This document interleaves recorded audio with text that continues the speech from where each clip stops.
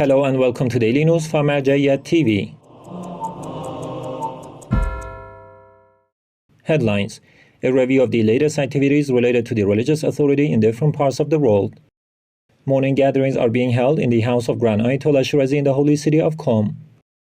The public relations officers of the religious authority in the holy cities of Karbala and Kadhimiya commemorate the first 10 days of Muharram.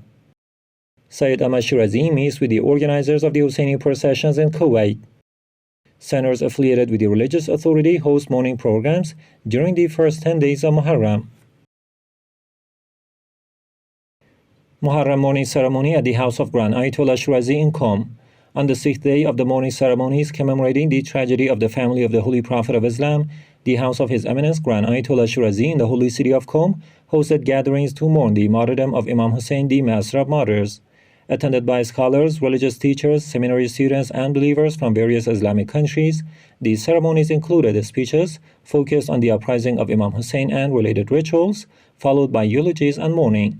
It is noteworthy that morning ceremonies will continue for 13 consecutive days in both morning and evening sessions in Persian and Arabic. Viewers can follow these ceremonies live through the al-Marja'iyun TV, Shia satellite channels, the Al-Shirazi app, and related TV boxes.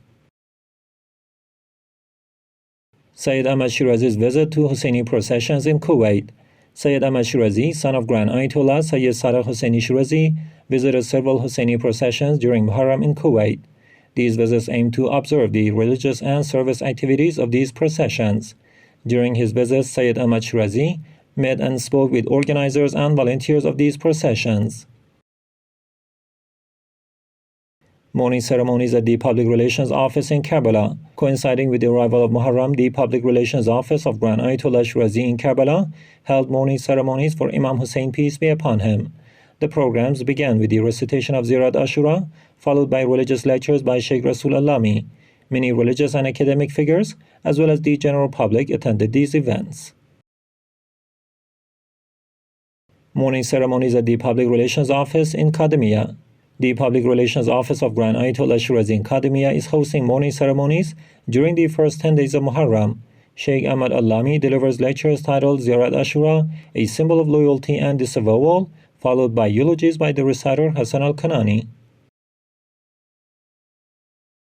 Morning ceremonies at Bayt al-Husayn in Australia. In the city of Melbourne, Australia, Bayt al-Husayn, an affiliated center hosts morning gatherings during the first 10 days of Muharram.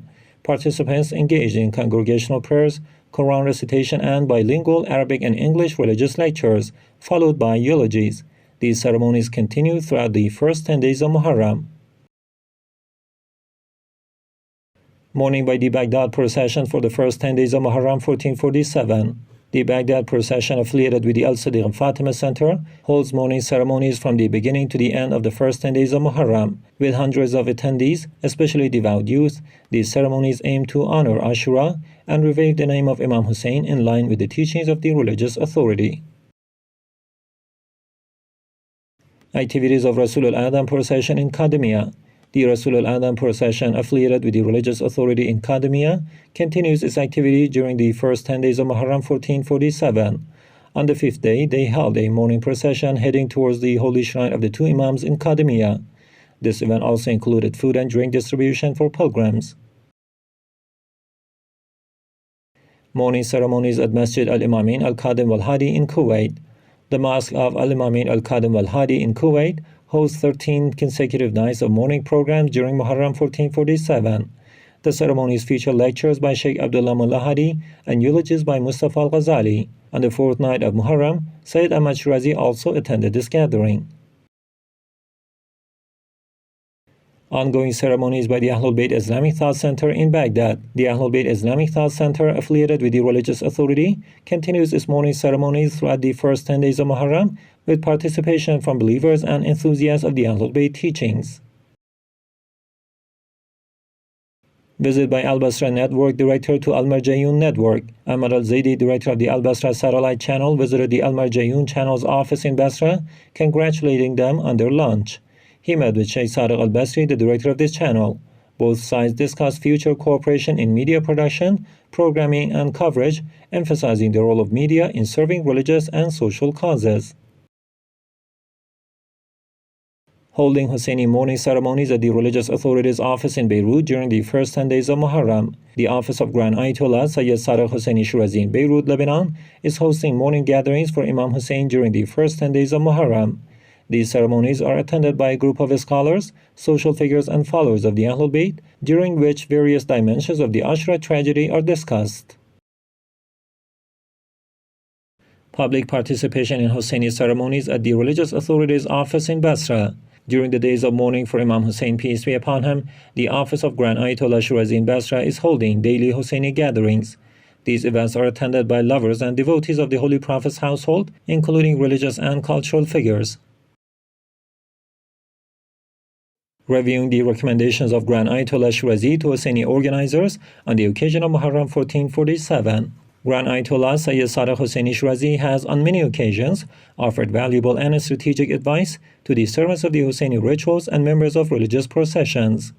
Among his statements, he has described serving Imam Hussein as an everlasting investment for the afterlife, emphasizing that whatever believing men and women spend in this path will be preserved and returned to them in the best way on the Day of Judgment. He considers one who does not falter in this path as truly fortunate, and sees those who neglect even the smallest opportunity to serve as unfortunate.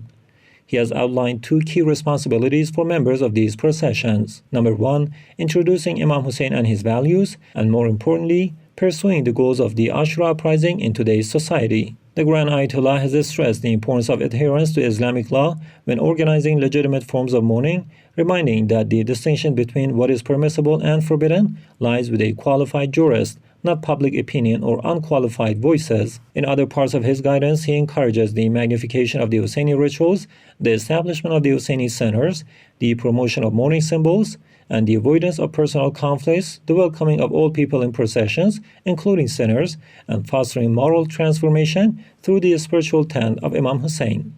He views the Ashura decade as a golden opportunity to gather provisions for the hereafter, and strongly emphasizes the importance of continuing Husayni rituals and cultural activities throughout the year.